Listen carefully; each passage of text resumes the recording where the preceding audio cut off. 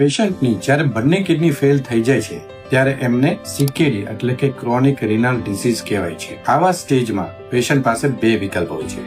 પહેલું ડાયાલિસિસ અને બીજું કિડની ટ્રાન્સપ્લાન્ટ. ડાયાલિસિસ વિશે સમજીએ. પેશન્ટની જ્યારે બંને કિડની ફેલ હોય ત્યારે શરીરમાં રહેલા વેસ્ટ પ્રોડક્ટ બહાર નીકળી શકતા નથી. ડાયાલિસિસ એક એવું કૃત્રિમ મશીન છે જે પેશન્ટના લોહીને શુદ્ધ કરી આ વેસ્ટ પ્રોડક્ટને લોહીની બહાર કાઢે છે અને શુદ્ધ લોહીને પાછું શરીરમાં ટ્રાન્સફર કરે છે. આનાથી પેશન્ટને નોર્મલ લાઈફ જીવવામાં મદદરૂપ થાય છે. આ પરમનન્ટ સોલ્યુશન નથી, પણ જ્યારે સેકન્ડ ઓપ્શન કિડની ટ્રાન્સપ્લાન્ટ એ પરમનન્ટ સોલ્યુશન છે.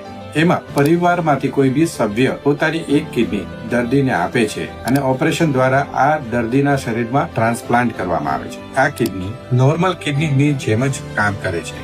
એ શરીરના બધા જ વેસ્ટ પ્રોડક્ટો યુરિન મારફતે બહાર કાઢે છે અને દર્દી પાછું પોતાની નોર્મલ લાઈફ જીવી શકે છે.